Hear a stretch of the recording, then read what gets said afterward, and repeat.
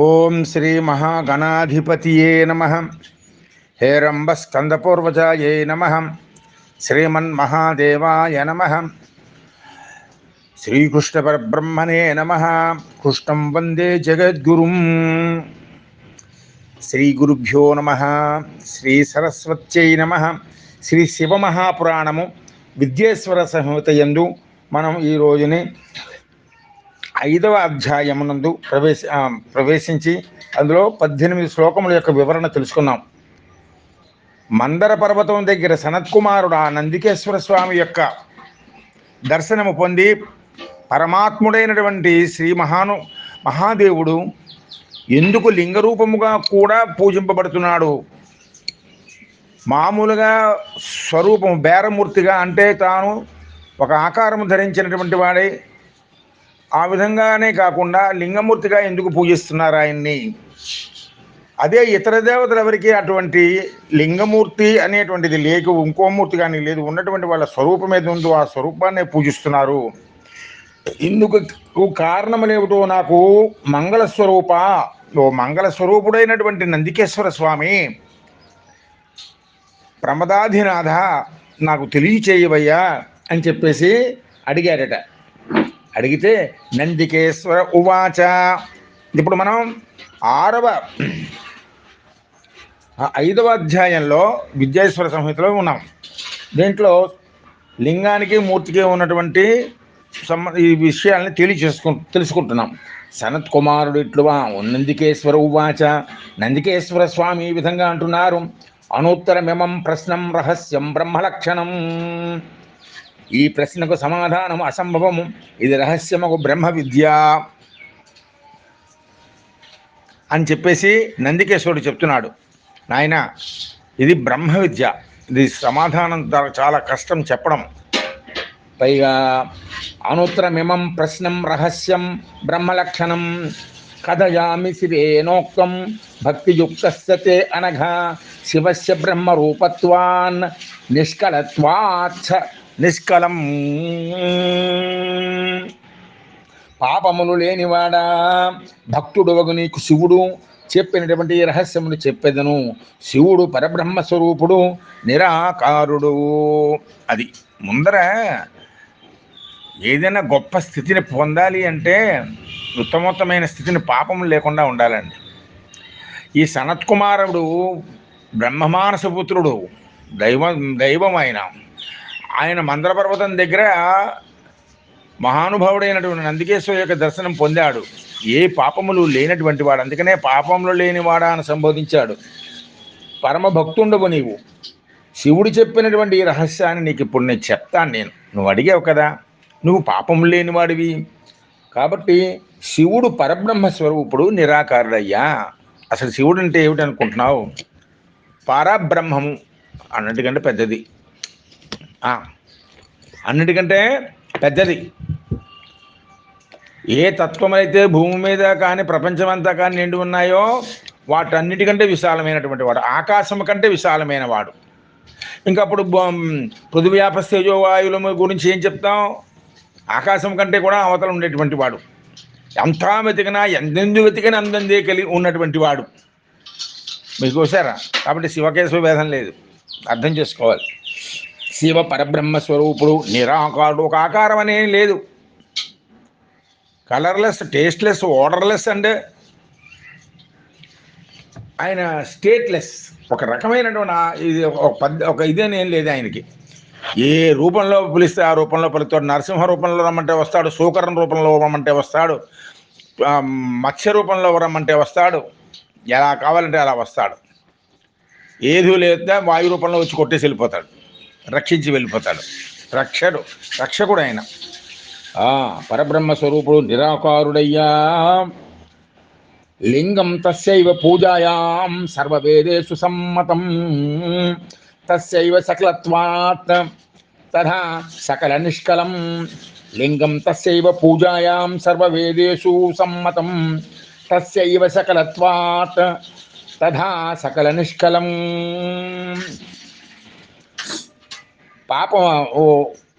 పాపములు లేనటువంటి వాడా, ఇంకొక విషయం విను.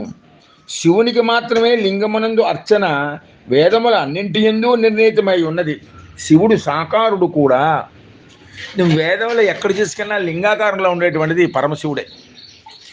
పైగా ఆయన సాకారం కూడా ఉంటుంది. చక్కగా గంగమ్మని నెత్తిన పెట్టుకుని ఆ పక్కన చంద్రవంకన ఉండి, పక్కన ఏమో మెడలో రుద్రాక్ష దావళాలు ఉండి, ఆ నాగము ఆయన మెడలో ఆభరణంగా ఉండి, ఓ పక్కన త్రిశూలం పట్టుకుని ఏనుగు చర్మమో లేదా పులి చర్మమో కట్టు చర్మాంబరధరుడు అయి ఉంటాడు. ఆయన జటాజూటములు కలిగి ఉంటాడు.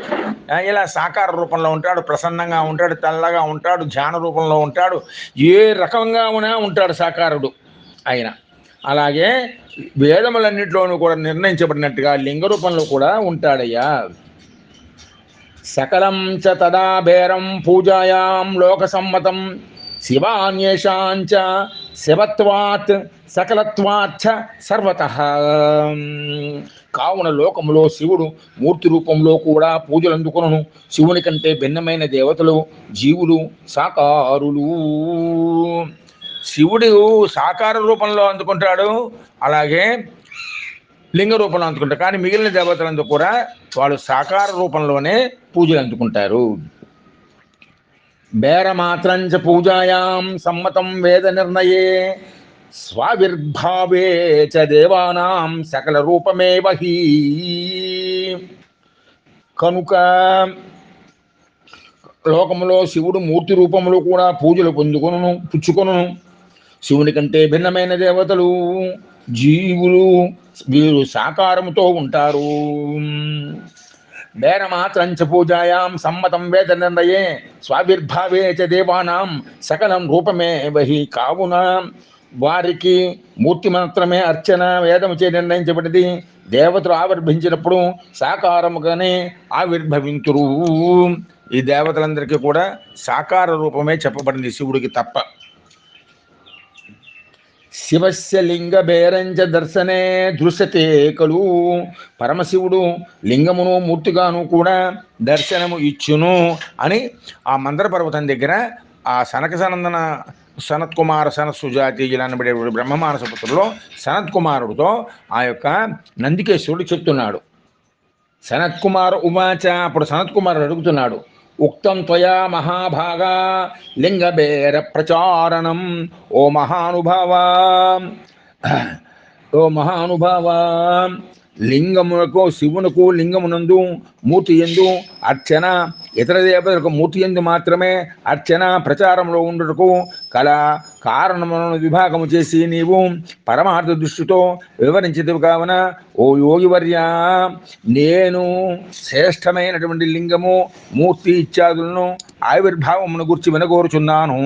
ఓ యోగ శ్రేష్ఠ, లింగము ఆవిర్భించినటువంటి విధమును తెలుపువయ్యా. అయ్యా, చాలా చక్కగా చెప్పారు.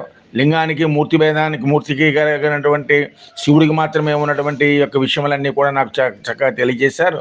మిగిలినటువంటి దేవతలందరూ కూడా సాకారంగానే ఉద్భవిస్తారు, కానీ శివుడు మాత్రం లింగ రూపంగాను ఇది ఉంటాయని వేదములన్నీ తెలియచేస్తున్నాయి. కావున సరే, నాకు అసలు ఈ లింగం ఎలా వచ్చింది, మూర్తులు ఎలా వచ్చాయి, ఇదంతా కూడా ఆవిర్భావం గురించి నాకు తెలియచేయవయా. నేను శ్రేష్టమైన లింగము మూర్తి ఇత్యాదుల ఆవిర్భావమును గురించి తెలుసుకోదలుచుకున్నాను. ఉక్తం త్వయా మహాభాగా లింగవేద ప్రచారణం శివస్య తదన్యేషాం విభజ్య పరమార్థతః తస్మాత్ తదేవ పరమం లింగవేరాది సంభవం శ్రోత్రుమిచ్ఛామి యోగీంద్ర లింగావిర్భావలక్షణం అని సనత్ కుమారుడు అంటే నందికేశ్వర స్వామి వారి ఇలా అంటున్నాడు. నందికేశ్వర ఉవాచ. శృణు వత్స భవత్ ప్రీత్యై వక్ష్యామి పరమార్థతః. ఓ వత్స, నీ ప్రీతి కొరకు పరమార్థమును చెప్పేదని వినుము. శృణు వత్స. వత్స వత్స అని ఎవరిని పిలుస్తా అంటే కొడుకు స్వభావంతో, కొడుకు అనేటువంటి భావంతో, అంటే పరమ ప్రేమతో. ఇది వత్సస్స పునః. వత్స అంటే ఎంత వాత్సల్యంతో కూడినటువంటిదో చూసుకోండి ఆ మాట. శృణు వత్స భవత్ప్రీత్యై వక్ష్యామి పరమార్థతః. పరమార్థము తెలియడం కోసం నీ కోసం నేను ఈ విషయం తెలియచేస్తాను అని చెప్పేసి, పురాకల్పే మహాకాలే ప్రపన్నే లోక విశ్రుతి. అయుధ్యేత మహాత్మానో బ్రహ్మ విష్ణు పరస్పరం. ఓ సనత్కుమార, పూర్వకల్పమునందు ప్రళయకాలము సంప్రాప్తము కాగా మహాత్ములైనటువంటి బ్రహ్మ విష్ణువులు ఒకరితో ఒకరు పోట్లాడుకొనిరి. పూర్వకాలంలో మహాకల్పాంతంలో బ్రహ్మ విష్ణువులు ఇద్దరు కూడా ఒకరితో ఒకరు వాదులాడుకున్నారట, పోట్లాడుకున్నారట. మహాత్మానో బ్రహ్మ విష్ణు పరస్పరం తయోర్మానం నిరాకర్తుం తన్మధ్యే పరమేశ్వర నిష్కలస్తంభ రూపేణ స్వరూపం సమదర్శయేత్. వారి అహంకారము తొలగించుటకై పరమేశ్వరుడు వారి మధ్యలో నిరాకారముకు స్తంభరూపముగా తన రూపమును ప్రదర్శించెను. ఈ విధంగా బ్రహ్మ విష్ణుదేవుడు వాదించుకుంటూ ఉండగా మహాశివుడు వచ్చి, ఆ మధ్యలో మహాదేవుడు వచ్చి లింగ రూపంలో ఆవిర్భవించాడు. నిష్కలంభ రూపేణ స్వరూపం సమదర్శయతు తతః స్వలింగ చిహ్నత్వాత్ స్తంభతో నిష్కలం శివ స్వలింగం దర్శయామాస జగతాం హితకామ్యయా. అప్పుడు శివుడు లోకముల యొక్క క్షేమము కోరి ఆ స్తంభము నుండి నిరాకారముకు లింగరూపముగా ఆవిర్భవించెను. అప్పుడు వారిద్దరి మధ్యలో స్తంభరూపంగా నిలబడిన వాడు పరమాత్ముడైన సదాశివుడు లోక కళ్యాణార్థమై శివరూప యొక్క లింగరూపముగా ఆవిర్భవించాడు, లోకముల యొక్క క్షేమము కోరినటువంటి వాడై. తదా ప్రభృతు లోకేషు నిష్కలం లింగమైశ్వరం సకలం చ తథా బేరం శివశైవ ప్రకల్పితం. శివుని కంటే అప్పటి నుండి లోకములో శివునికి మాత్రమే నిరాకారముక లింగమునందు సాకారముక మూర్తి యందు అర్చనలు చేయబడుచున్నవి. అప్పటి నుంచి ప్రారంభమైంది, ఎప్పుడు? కల్పాంతంలో. కాబట్టి నువ్వు ఇక్కడ తెలుసుకోవాల్సింది ఏమిటంటే, లింగమావిర్భావానికి కారణము కల్పాంతంలో బ్రహ్మ విష్ణువులకు వాదము జరిగినప్పుడు మధ్యలో స్తంభ ఆకారంలో ఏర్పడి వారిద్దరికీ లోక సంక్షేమార్థం ఆయన లింగ రూపంలో వెలువడ్డాడు కనుక ఆ విషయం అప్పుడు ప్రారంభమైందయ్యా. శివుని కంటే భిన్నమగు దేవతలకు మూర్తి అర్చన మాత్రమే విహితమైనది.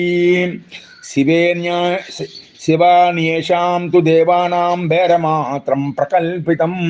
పరమశివుడి కంటే ఇతరులందరికీ కూడా వారి వారి రూపములు మాత్రమే కల్పించుకుని పూజ చెయ్యాలి. తద్భేరం తు దేవానాం తత్భోగప్రదం శుభం.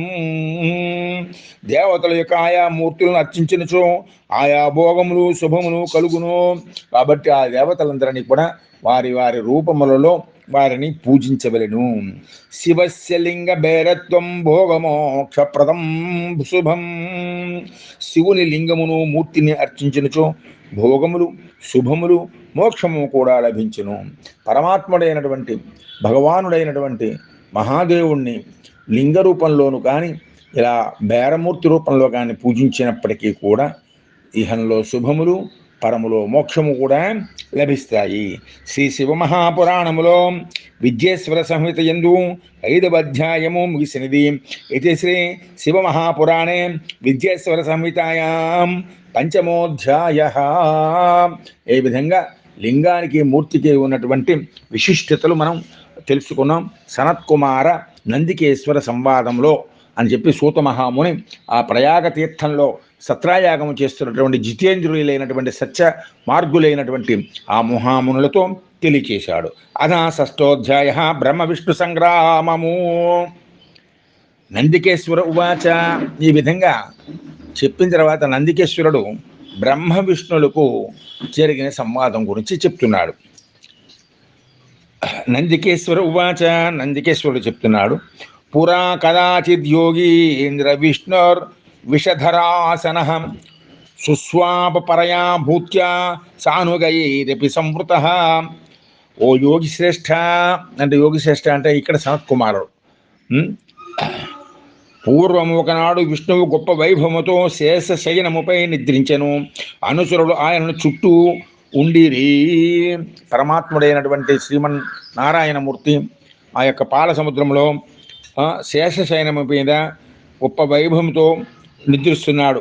ఆయన చుట్టూ ఆయన యొక్క అంత్యవాసులందరూ కూడా ఉన్నారు. యదృచ్ఛయా గతస్తత్ర బ్రహ్మా బ్రహ్మవిదాం వరః అపృచ్ఛత్ పుండరీకాఖ్యం శయానం సర్వసుందరం. వేదవేత్తలలో శ్రేష్ఠుడైనటువంటి బ్రహ్మ అతడుకు అనుకోకుండా వెళ్ళి పద్మము వంటి నేత్రములు కలవాడు సర్వాంగ సుందరుడు అగు విష్ణువు పరుండి ఉండగా అంటే నిద్రపోయి ఉండగా ఆయన దాని మీద తల్ప మీద ఉండగా ఇట్లు ప్రశ్నించను. యాదృచ్ఛంగా వెళ్ళాడు బ్రహ్మగారు. ప్రత్యేకమైన పని ఏమీ లేదు, కానీ వెళ్ళాడు, తండ్రి కదా. గతస్తత్ర బ్రహ్మవిదాం వరః అపృచ్ఛత్ పుండరీకాఖ్యం శయానం సర్వసుందరం. కస్త్వం పురుషవచ్చేషే దృష్ట్వా మామపి తృప్తవత్ ఉత్తిష్టవత్సమాం పశ్యతవ నాథ మిహాగతం.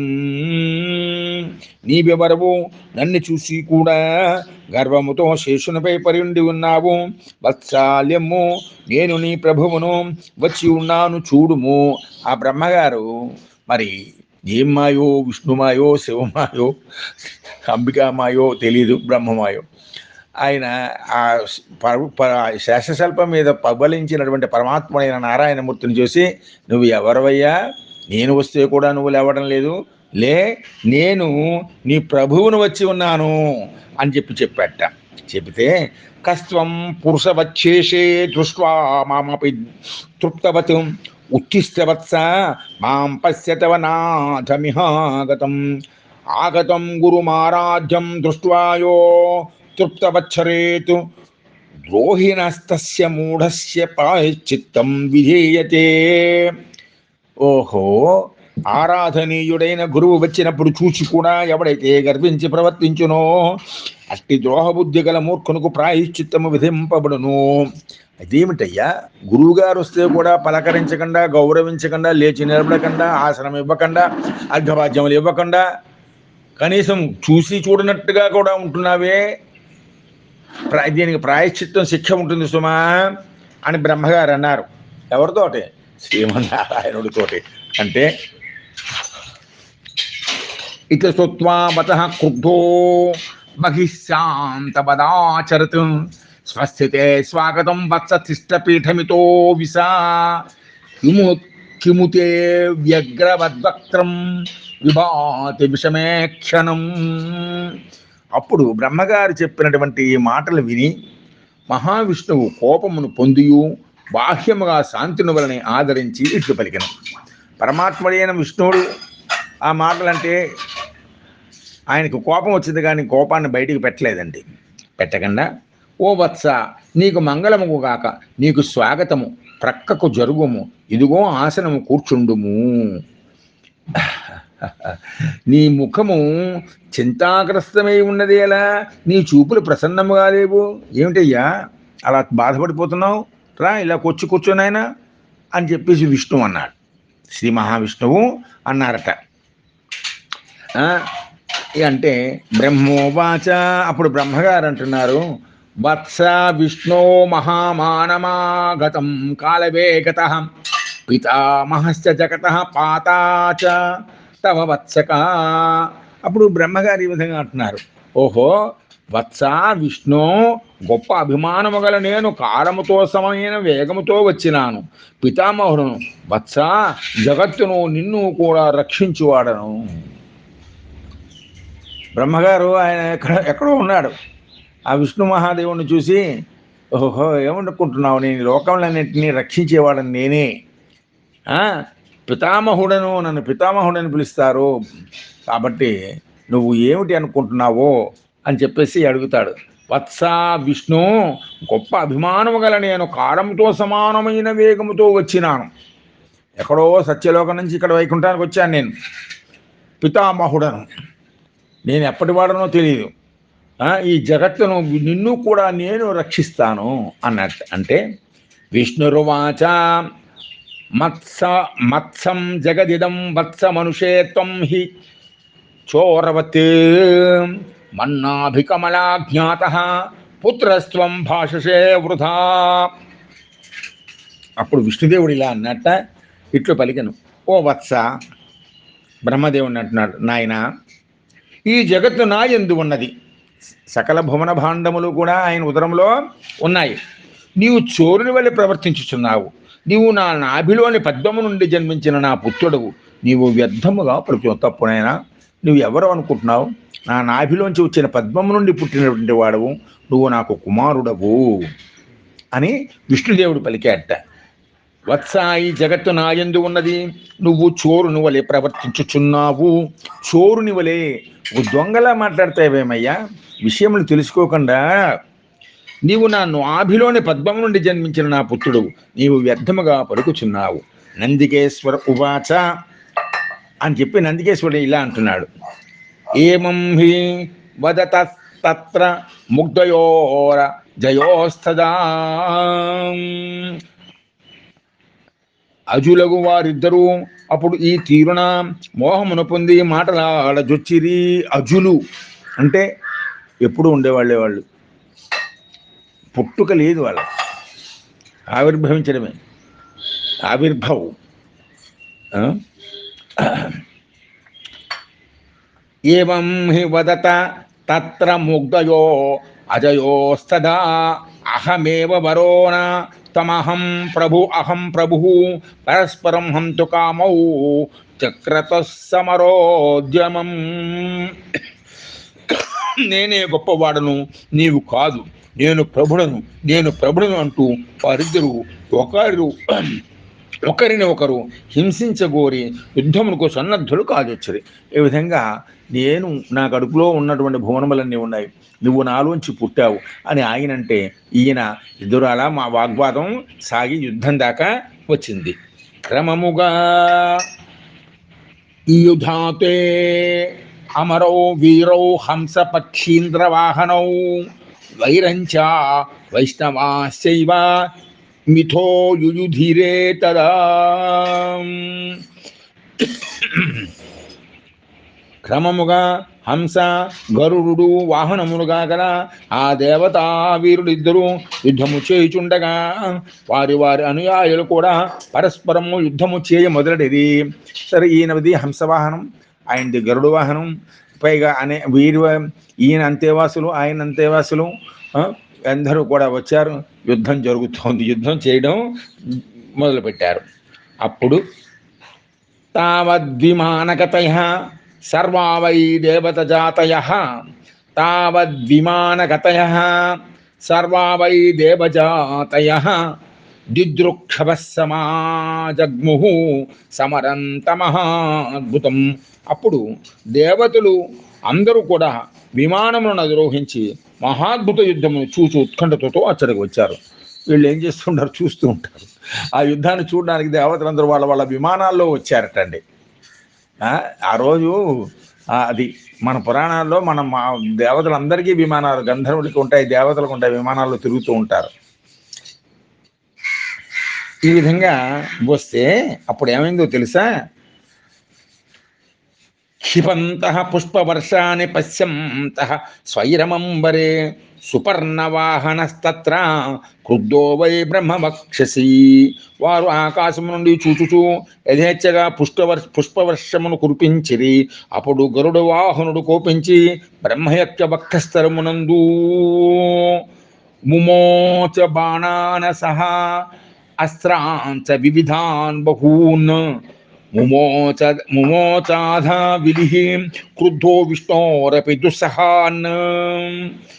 సహింపసఖ్యముగాని బాణములను వివిధ అస్త్రములను ప్రయోగించెను. అదే ఆ విధంగా దేవతలందరూ పుష్పవృష్ణ కురిపిస్తూ ఉండగా ఒక గరుడువాహుడైనటువంటి నారాయణమూర్తి ఆయన మీద వక్షస్థలంలో కొట్టగా అది సహించలేకుండా బ్రహ్మగారు ఏం చేశారంటే బాణానల సంకాసన అస్త్రాంచ బహుస్తదా తదాచర్యమితి స్పష్టం తయో సమరగోచరం. ఆ విధంగా అగ్నిహోత్రము వలె సహింపసఖ్యము కాని బాణములను వివిధ హస్తములను ప్రయోగించను. వారి ఆ యుద్ధము ఆశ్చర్యము కలిగించను. ఎలా ఉందయ్యా యుద్ధం అంటే? బహు ఆశ్చర్యంగా ఉంది, చూసే వాళ్ళకి అయ్యి బాబోయ్ అనిపిస్తోంది. అయితే సమీక్ష దైవత గణ సంశుర్భ సుమాకులాః సమీక్ష్య దైవతగణ సంసూర్ధ్రు సమాకులాః తతో విష్ణు సుసంక్రుద్ధ శ్వసన్ వ్యసన కర్షితః దేవతాగణములు ఆ యుద్ధమును చూచి చాలా కంగారు పడినారు. అప్పుడు విష్ణువు మిక్కులు కోపించి గాయమచే పీడితుడై దీర్ఘ నిశ్వాసములను విడిచిపెట్టుచూ, ఎవరు? విష్ణుదేవుడు విడిచిపెట్టుచు మహేశ్వరాస్త్రం మతిమాన్ సందధే బ్రహ్మణోపరి, మహేశ్వరాస్త్రం వదిలేశాడు బ్రహ్మగారి మీద. వేస్తే కతో బ్రహ్మ భృశం క్రుద్ధ కంపయన్ విశ్వమేవ హీ, మహేశ్వరాస్త్రము స్మరించి విష్ణుమూర్తి బ్రహ్మపై సంధానం చేశాను. అప్పుడు బ్రహ్మ ఇంకను కోపించి జగత్తును వణికింపచేయుచు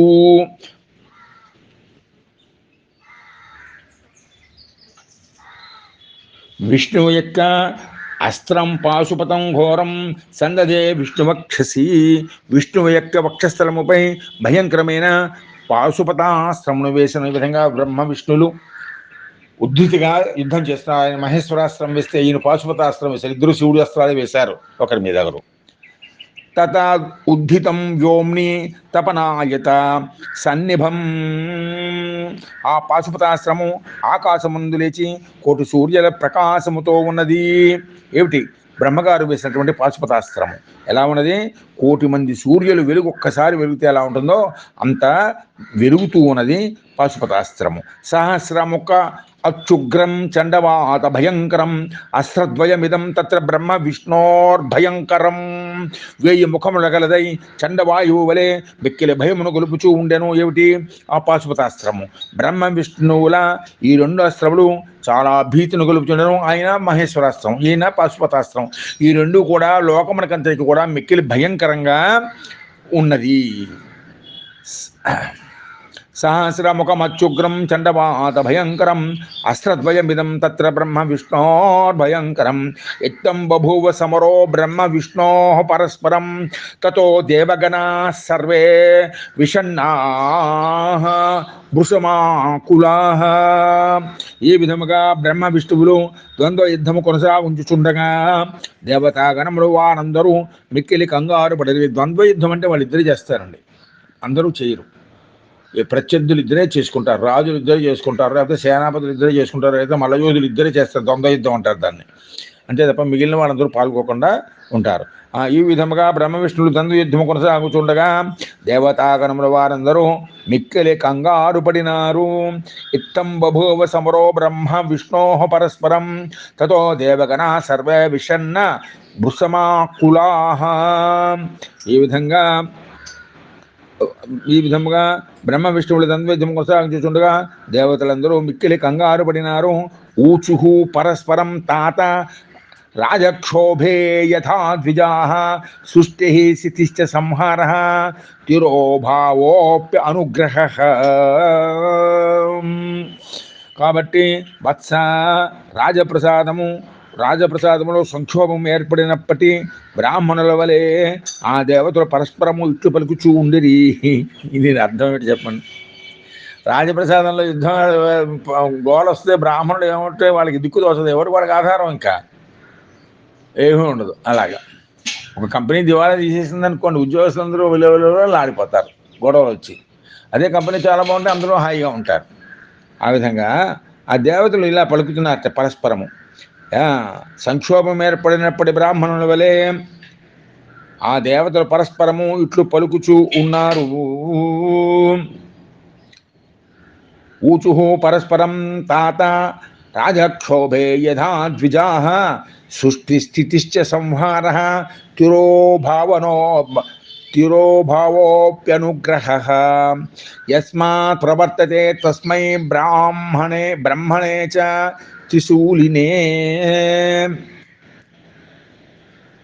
సృష్టి స్థితి సంహార జగత్తుయందు లయముకుట తిరోభావము, ప్రకృతి పరమాత్మందు లయముకుట అనుగ్రహము, పునఃసృష్టికి అనుజ్ఞ అనేటువంటివి. వత్స రాజప్రసాదములో సంక్షోభం ఏర్పడినప్పటి బ్రాహ్మణుల వలె ఆ దేవతలు పరస్పరము ఇట్లు పలుకుచుండిరి. వాళ్ళు ఏమంటున్నారంటే, ఆ బ్రాహ్మణుల సంక్షోభం ఏర్పడినప్పుడు సృష్టి స్థితి సంహారము అంటే జగత్తు ప్రకృతి ఎందులయమగుట, తిరోభావము ప్రకృతి పరమాత్మ ఎందులయమగుట, మరియు అనుగ్రహము పునఃసృష్టికి అనుజ్ఞ అనేటువంటివి. అది మొట్టమొదటిలోనే మనకి చెప్పారు కదండి. సృష్టి స్థితి లయ తిరోధా పునఃసృష్టి, తర్వాత దానిని రక్షించడం, ఈ విధం ఇదంతా కూడా అనునవి ఏ పరబ్రహ్మ నుండి ప్రవర్తిల్లునో అట్టి త్రిశూలియకు శివునికి నమస్కారము. యస్మాత్ ప్రవర్తతే తస్మై బ్రహ్మణే చ త్రిశూలినే. అటువంటి పరమశివుని నమస్కారము. ఆయన అనుగ్రహము లేనిదే ఈ లోకంలో ఎక్కడైనను ఇతరులు గడ్డిపోచను కూడా తుంచలేరు. శివుడాజ్ఞ లేకపోతే చీమ కూడా కుట్టదు, చీమ కూడా కుట్టదు. కాబట్టి శివుడాజ్ఞ అయితేనే ఏమైనా అవుతాయి అనేటువంటిది మన నానుడి. కాబట్టి ఈ మాట తెలుసుకోండి. అటువంటి బ్రాహ్మణులందరూ అంటున్నారు, సంక్షోభం ఏర్పడినప్పుడు బ్రాహ్మణు చెప్పేటువంటి హితవాక్యములు ఇవి. అటువంటి ఆ హితవాక్యముని వారు చెప్తున్నారు. శివుడాజ్ఞ లేకపోతే ఏదే జరగదు. సృష్టి స్థితి లయ పునఃసృష్టి దానిని అనునయించి పాలించడము, అట్టి చేసేటువంటి త్రిశూలికి నమస్కారము. ఆయన అనుగ్రహము లేకపోతే ఈ లోకంలో ఎక్కడు కూడా గడ్డిపోచలు కూడా కదలవు, తుంచలేరు అని నందికేశుడు ఆ మందర పర్వతం దగ్గర ఉన్నటువంటి సనత్ కుమారుడితో చెప్తూ ఇంకా అంటున్నాడు, ఇతి దేవా భయం కృత్వా విచిన్వంతః శివక్షయం జగ్ముః కైలాస శిఖరం యత్రాస్తే చంద్రశేఖరః.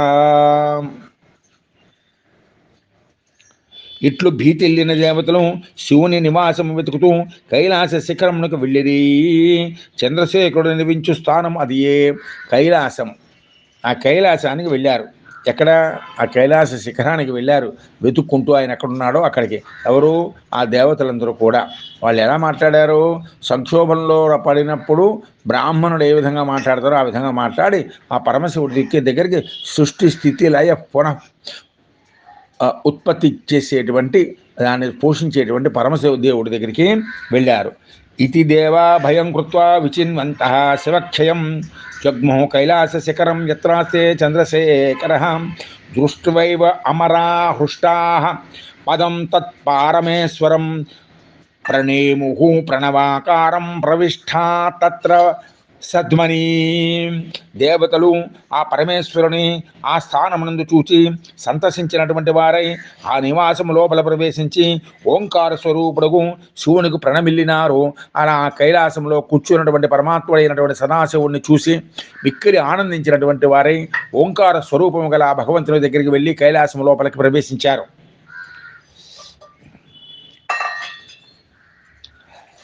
ते अपि तत्र सभा मध्ये मंडपे मणिविष्ठरे विराजमानममुया దద్రుసుర్దేవ పుంగపం. అచట సభా మధ్యములో మణులు పొదిగినటువంటి మంటపం నందు ఉమాదేవితో కూడి విరాజుల్లుచున్నటువంటి మహాదేవుని గాంచరి. ఎలా ఉంది? అక్కడ విరాజమానమైనటువంటి ఆ యొక్క మణులు పొదిగినటువంటి గొప్ప సింహాసనం మీద కూర్చున్నటువంటి పరమేశ్వరుడు ఉమాదేవితో సహా ఉన్నటువంటి ఆ యొక్క ఉమామహేశ్వరుని చూశారు. చూసి అపి తత్ర సభా మధ్యే మండపే మణివిష్ఠరే విరాజమాన ముమయా. ముమయా అంటే ఉమాదేవితో సహా. ఉమయా తద్దుసుర్దేవ పుంగమం సవ్యోత్తరేతర పదం తదర్పిత కరాంబుజం స్వగణై సర్వతో జుష్టం సర్వలక్షణ లక్షితం. ఆగిన ఎడమకాలిపై కుడికాలను ఉంచి దానిపై పద్మము వంటి చేతిని ఉంచి కూర్చుండను. చూసారా ఎలా కూర్చున్నాడు దేవుడు? ఎడంకాలు మీద కుడికాలు ఉంచి కూర్చున్నాడు. దానిపై పద్మము వంటి చేతిని ఉంచాడు. ఎక్కడ? కుడికాలు మీద. సర్వ కళ్యాణ గుణములతో విరాజిల్లే శివుని ప్రమథ గణములు చుట్టూ ఉండిరి. ఈ ప్రమథ గణములన్నీ కూడా పరాత్పరుడు చుట్టూ నిండి ఉన్నాయి. ఇప్పుడు ఈ పోస్టర్ చూడండి ఎలా కూర్చున్నాడు దేవాదేవుడు. ఇదే ఇప్పుడు అనేక మంది వాళ్ళ వాళ్ళ గురువులకు పెట్టుకుంటున్నారు. ఆ పాదాల మీద అభిషేకం చేసి ఆ పాదాల నుంచి వచ్చిన తేనె తాగుతున్నారు. అది మరొకటిది కాదు, పరమశివుడిదే. సవ్యోత్తరేతర పదం తత్పరితకరాంబుజం స్వగణై సర్వతో జుష్టం సర్వలక్షణలక్షితం వీజ్యమానం విశేషజ్ఞై స్త్రీజనై స్త్రీవ్రభావనై తీవ్రభావనై సస్యమానం సదా వేదైర్ అనుగృహంత ఈశ్వరం. పరిచారకులు శ్రద్ధతో వింజామరులను విచుచూ ఉన్నారు. వేదములు సంతతము ఆయనను స్తుతించుచూ ఉండెను. సవ్యోత్తర బీజమానం విశేషజ్ఞై స్త్రీజనై తీవ్ర భావనై సస్యమానం సదా వేదైర్ అనుగృహంతమీశ్వరం. దృష్ట్వా ఏవ మీ సమమారా సంతోష సలిలేక్షణాః. దృష్ట్వైవ మీ సమ ఈశా అమరా సంతోష సలిలేక్షణాః. దండవద్ధూరతో వత్స నమశ్చ కుర్మః గణాః. ఆ విధముగా అది ఉన్నటువంటి ఆ పరాత్పరైన మహాదేవుని చూసి దేవతాగణములు ఆనందంతో కన్నులు నీరు కార్చుచూ సాష్టాంగంగా ప్రణామములు చేశారు. ఆ దేవతాగణములంతా కూడా ఆ విధంగా ఎడంకాలు మీద కుడికాలను వేసుకొని పద్మం వంటి తన చేతిని దాని మీద పెట్టుకున్నటువంటి ఆ పరమాత్మని ఉమాదేవి సహితంగా ఆ మణిమయ మండపం మీద కూర్చున్నటువంటి కైలాసగిరి మీద పరాత్మని చూసి నమస్కరించి కన్నుల్లో నీరు గారుస్తూ సాష్టాంగ ప్రణామంలో చేశారు. చేసి తానవఖ్యే పతిర్దేవాన్ సమీపే చాహ్వయద్గణై అన సంహ్లాదయన్ దేవాన్ దేవో దేవశిఖామణి. అప్పుడు శివుడు ప్రమదగణముల చేత ఆ దేవతలను దగ్గరకు పిలిపించెను. దేవదేవులకు శివుడు అప్పుడు దేవతలను ఆనందపరుచుతూ తీయని అర్ధగాంభీర్యము గల మంగళకరమైనటువంటి మాటలను పలికెను. తానవేక్ష పతిర్దేవాన్ సమీపే చాహ్వయద్గణై అధ సంహ్లాదయన్ దేవాన్ దేవో దేవశిఖామణి. అవోచదర్థ గంభీరం వచనం మధుమంగళం. మధురమైన ప్రియమైనటువంటి ఆనందమును కలిగించేటువంటి వాక్యములను ఆ పరమాత్ముడు ఆ దేవతాగణములందరితోటి కూడా పలికాడట. ఇది శ్రీ శివమహాపురాణే విద్యేశ్వర సంహితాయాం షష్ఠోధ్యాయః. శ్రీ ఉమామహేశ్వర పాదారవిందార్పణమస్తు. శ్రీ శివమహాపురాణములో విద్యేశ్వర సంహిత యందు 6వ అధ్యాయము ముగిసినది. ఓం తత్సతు. లోకా సమస్తా సుఖినో భవంతు.